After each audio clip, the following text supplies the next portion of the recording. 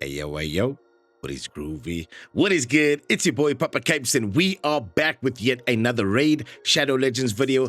Thank you so much to Raid for sponsoring this video and for hooking us up with our own download link that you can find in the description down below. Using that link directly supports me and directly supports the channel. If you choose to start with that link, you'll be greeted by Tholan Falbeard right off the bat, and as you progress just a little bit, you'll then meet the likes of Ugo, Tagore, and Mausoleum Mage. You can still use code RAID7 to secure Pelops of Victor or code RAD to secure Padraig. That's 2 legendaries as you start your new account. However, it gets better. You can secure a 3rd legendary as part of the Web of Corruption event by simply logging in for 7 days on your new account, and you'll secure Valorant the Equalizer. So right now is a really good time to start Raid. 3 legendaries, 3 fantastic epics. Get it going.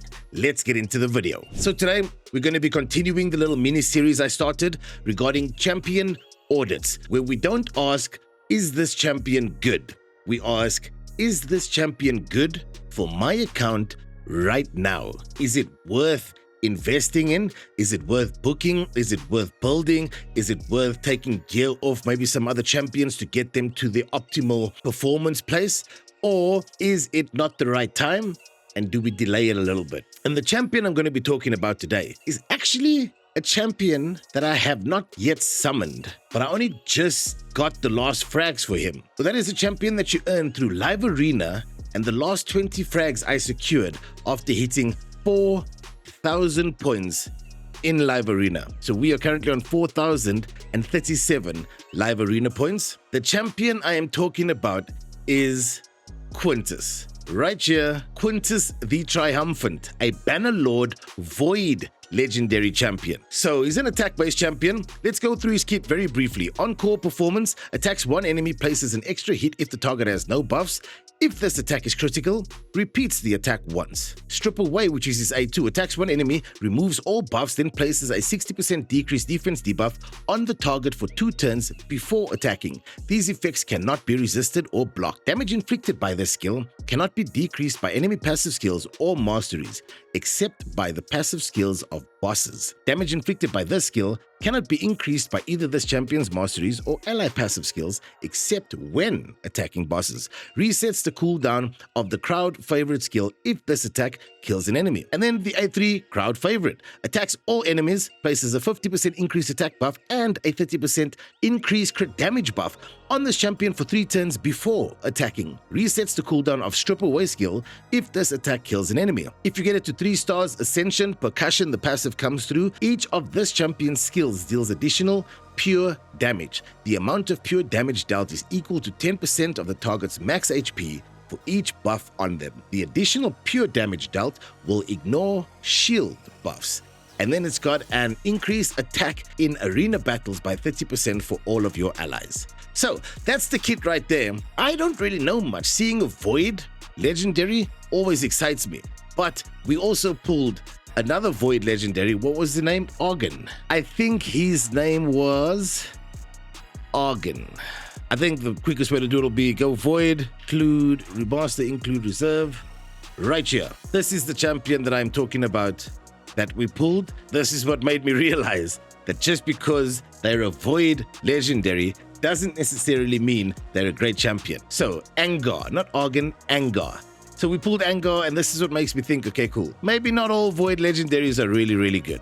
But back to Quintus we go. My first question is, was he worth the grind? Now hear me out. I did not grind Live Arena simply to get all the frags needed for Quintus. That is not why I played Live Arena. I thoroughly enjoy Live Arena when it's not in its season. So like right now, I think it was either this morning or yesterday evening late. Season points are now in effect for 3 weeks and 5 days. So I don't do much Live Arena during the time period where the season is live, because I lose way more than I win. So it just triggers me, because oftentimes in these fights, more often than not, I just don't have strong enough teams to actually do well in Live Arena. I did a lot of Live Arena recently for a Marius mission that came just before this one, or 2 Marius missions ago, where I needed to spend 500 crests in the Great Hall. And ironically enough, a mistake on my side, I accept accountability. I didn't look ahead in my Marius missions, so I think a day or two before, I actually spent like 1,700 crests in the Great Hall for the area bonuses. And that upset me a little bit, so I was like, now I need to be a bit more diligent with looking ahead for my missions. Anyway, I digress. Back to Quintus. The first question we ask ourselves are, is he worth building now? Is he worth building in a couple of weeks? Or is he simply just going to be a Vault Guardian that took me 4,000 points in Live Arena to earn? So on that note, we're going to check, first of all, does he need books? So over here, he'll need 4 books, another 4 books, that's 8 books, and another 4 books. So that's 12 books right there. 12 books off the bat. And currently, I know for a fact I do not have any legendary books. I fully booked my Masahiro. I put some books into Telina. So can I book him right now? No. Is he a champion that needs books to excel? I don't know. This is where I come to you guys in the comments below. Do I have some Live Arena sweats in the community who can tell me you guys have earned Quintus and you've built him and you use him and he's added value? Or you've earned him, you've built him, and it was a complete waste of resources, something that you actually regret doing. That is what I would like to see from you guys in the comments below if you have earned Quintus the Triumphant yourself. I'll meet you in the comments right after this video goes live. Leave a like and subscribe. We are en route to 2,000 subscribers, and what a journey it has been. I'm having a good time.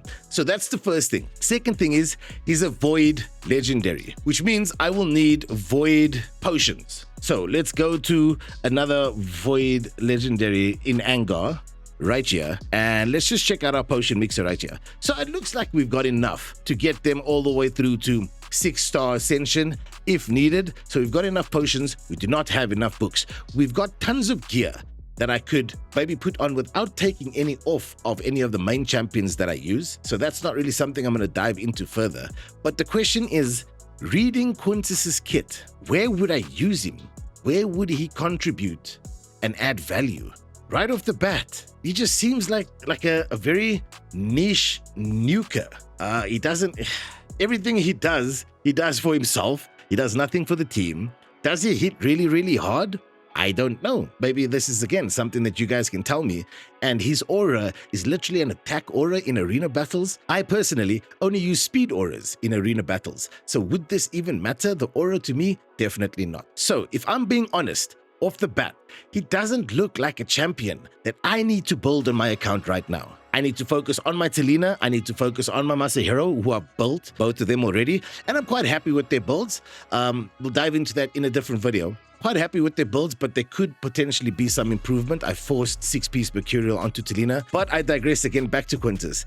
This is the Champion Audit number 4 on the channel. Is he a champion that I should build? My Bannerlord's Faction Wars is also on normal. It is done. But in hard, will he add value? It's not like I need to go and do additional work to earn him, right? We've already earned him. We can summon him whenever we feel fit. But the question is, I need some experience-based feedback from you guys. If you've used him, where you've used him, how you've built him, what you've done with him, let your boy know. And then in terms of masteries, obviously, we don't have any gems to put into masteries with him, and we're currently struggling with regards to energy. Well, not struggling with regards to energy. We're generating enough energy daily. Curse City also just reset now, so boom, there's another place to get energy as a resource. So we are generating energy, and I'm still on the line of whether I'm going to do the Kamir fusion or not. So yeah, masteries probably won't be able to do anytime soon. Won't be able to book him anytime soon. So if we're being real, the only thing that we could do is summon him, put gear on him, and use him if he's going to add value right now. That's the question I ask you guys, because I genuinely do not know. Thank you once again to Raid for sponsoring this video and for hooking us up with our own download link that you can find in the description down below. Using that link directly supports me and directly supports the channel. I'll see you guys in the next one. Happiness is a choice. Kindness is free. Leave your mark, yo. Peace out.